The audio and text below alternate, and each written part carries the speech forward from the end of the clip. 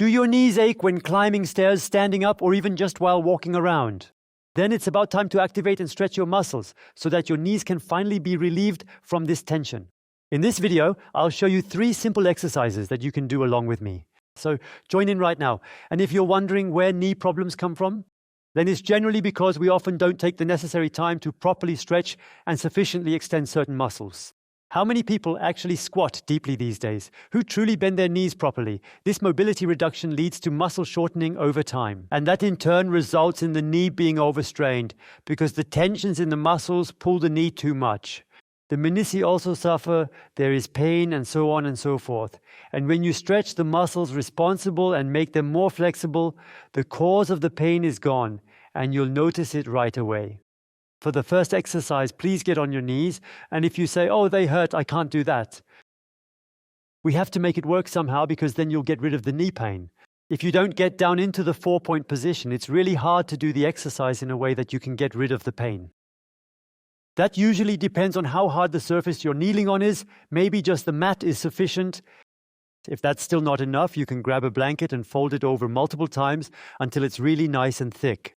And then we go down onto the knees. That should actually work. I already said maybe do it in bed. Of course, the mattress can't be too soft or else you won't have enough support. But in a way that you have support, if you have support, you can also do it on the mattress, okay? Maybe when you get up in the morning, for example. Anyway, just get into that position. And then you gradually move back until you really start to feel the tension slowly building up over your knees. Most of the time you notice it above the knee, in the knee, or below the knee, somewhere in that area. And when you notice there's tension, there's a sensation of pain, don't panic or get scared. Maybe it's even the very same kind of pain you experience while you're climbing up the stairs. And you're feeling it now as well. Then you realize, aha, this is definitely the right exercise because you can actually see it in the muscles and fascia that are too tight. If you go a little further down, go all the way up to there.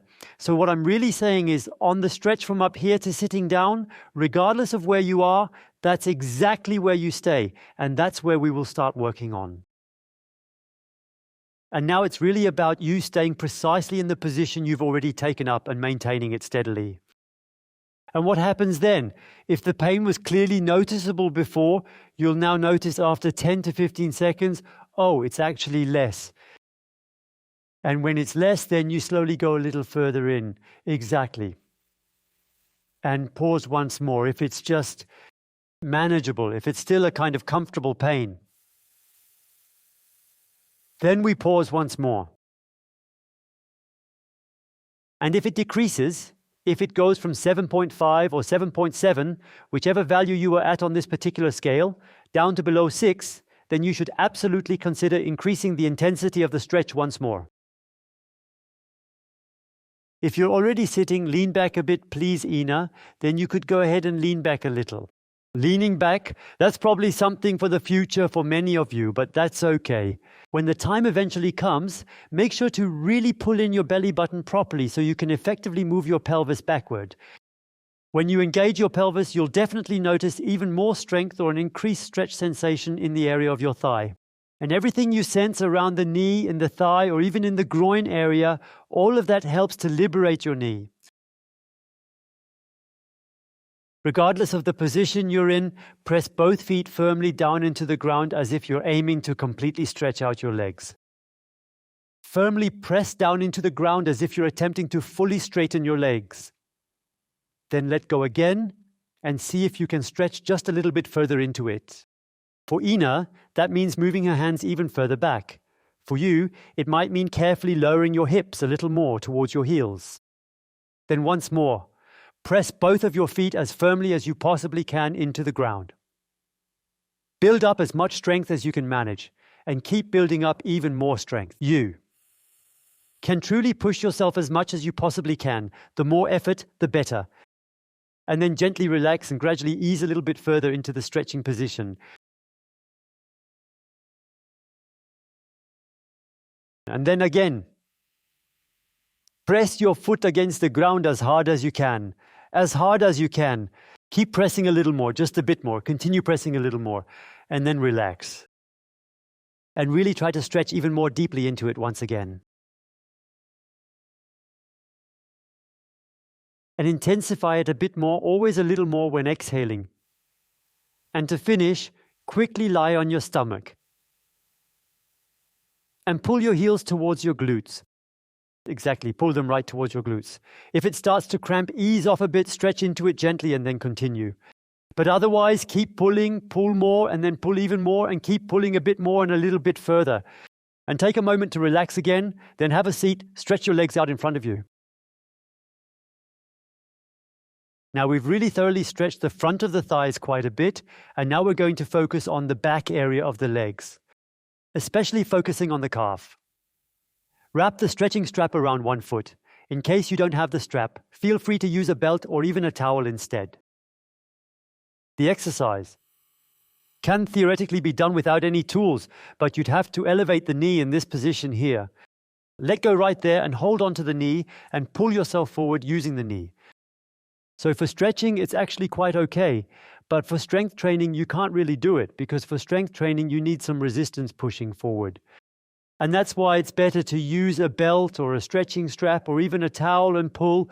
You can let it fall back out again precisely, and first pull the foot as far back as you possibly can.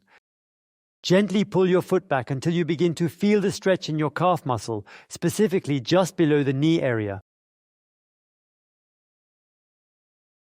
And gently ease into it at your own comfortable pace.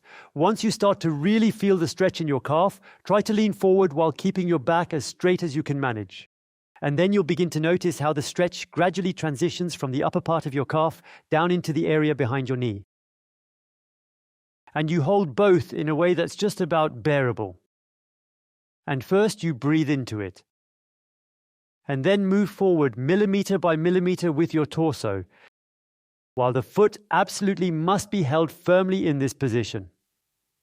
Make sure not to let the foot slip out of the stretch, but maintain the stretching strap really tight.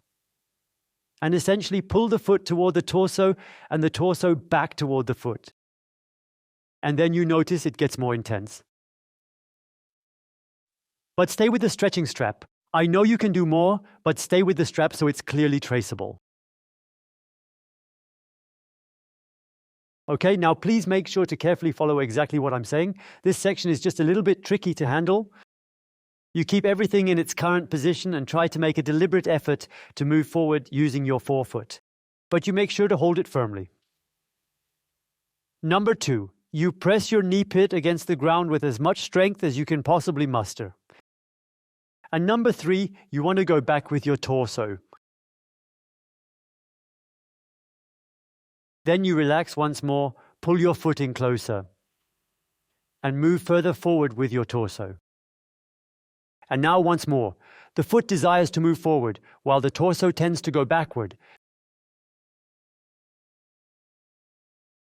The back of the knee wants to go downward, so make sure to include it just like I mentioned earlier. Relax once again and pull back with the foot while moving the torso even further forward. If you're much higher up and not very flexible, it doesn't matter at all. Just practice at your own pace. And again, the foot goes forward, the torso moves backward. And you must press against the floor with the back of the knee. And take a deep breath, relax, let go of the stretching strap and gently pull yourself forward, pull yourself forward. Pull the foot back, extend the torso forward, pull the foot back, extend the torso forward. Now the muscles are balancing out and learning to work together and slowly come out of the position. The same thing on the right side. Now we're going to do exactly the same on the right. Take the stretching strap or towel, whatever you have available, and start by pulling the forefoot towards you as far as you can manage, so that you can feel it in the calf. You'll definitely notice it in the upper calf. The moment you start to feel it in the calf, you need to pull yourself forward using your torso. However, the calf must remain tense the entire time. It's always best if your arms aren't too bent, as that makes it easier for you. Exactly. Reach as far forward as possible so your arms remain almost straight. That's the best approach. And now gradually pull your foot back further and further and steadily draw your torso more and more forward. The right knee is completely straightened out. Make sure to take deep breaths and always remember to go a bit further into the stretch each time you exhale, allowing your body to relax even more. However, always make sure you maintain the stretch at a level that remains comfortably bearable, ensuring no unnecessary discomfort.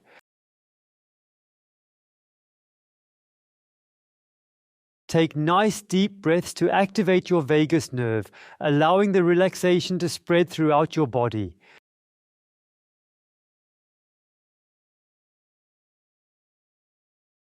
Now we're going to integrate the strength training into our routine. Pay close attention once more. The ball of your right foot is supposed to move forward. The back of your knee wants to move down, and your torso wants to lean back, but you hold everything firm. Relax a little more. Pull your forefoot even further back, and shift your whole torso more forward. And once more, the foot aims to move forward, the knee aims to go down. And the torso wants to lean back. Build up the maximum possible tension and really put some strong effort into it. Relax and move further in. And once again, the forefoot aims to move forward, while the torso wants to shift back. The back of the knee wants to firmly press down against the floor and provides more strength, even more strength, and just a little bit more. Relax and gently ease yourself back into the stretch again. Very good. And now carefully position your arms on both sides of the foot and actively draw yourself forward. Gently and actively pull the torso forward while carefully pushing the foot back. Move the torso forward, drawing the foot back. Move the torso forward, draw the foot back, and just allow yourself to relax. All right, and now we're going to try out something really special and unique. Now we're going to make use of the Knee Hero, or alternatively just grab 2 or 3 books and position yourself in such a way that you're standing on them with the ball of your foot. Step in. Extend your leg. Very good, and position yourself exactly like that. Shift your hips forward as much as possible so you can really feel the maximum stretch in your calf muscle. Exactly. You'll soon begin to notice, regardless of whether you use the Knee Hero or some books, just ensure the books don't slide to the side. Because the foot is pre-stretched, you can achieve a significantly greater stretch in the calf muscle. We'll wait a moment now.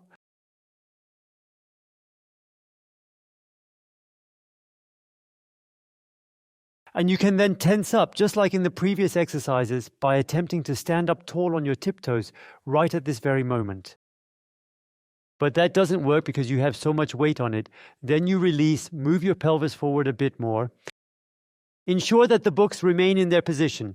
Release again, then gently move forward a little more. At the very end, you step out, fully extend your right leg straight in front of you, and pull your foot upwards as much as you possibly can manage. Extend your knee fully, pull your foot and more. Pull your foot, extend your knee, and do the whole thing again on the other side. I shortened it slightly to enhance clarity. Additionally, I'm uncertain whether you were able to have the books prepared in time as planned. If you can, give it a try. It's truly quite an experience. Make sure to keep your knee very straight with lots of weight on it. Fully stretch the knee, fully stretch. Very good. That's exactly right. So that you really feel the stretch. And when the stretch decreases, you need to move your pelvis further forward because then the angle of the foot below becomes smaller and smaller. And the more it decreases, the more the calf muscle is engaged in the stretch. And now once more, press the forefoot downward. Relax it again, advance a bit further forward, and then press the foot downward once more. Relax. Continue moving forward, then gently lower yourself and pull the foot upward as far as possible while keeping the knee fully straightened. These active stretches are designed to help the muscles that lift your foot and the muscles that lower it work together in a balanced way, so that your ankle joint, which transfers these forces, is perfectly loaded. In other words, the geometry is crafted so well that it ensures the least possible wear and tear while achieving maximum power output. As always, it's best to do these exercises daily. Then you'll notice how quickly you can walk upstairs again with ease. And next Saturday, there will be the next exercise video for pain relief. If you can't wait that long and want to do more to discover where you can feel comfortable, browse through the channel and explore all the various exercises available there. There's a really great variety to explore. It's definitely going to be fantastic for you.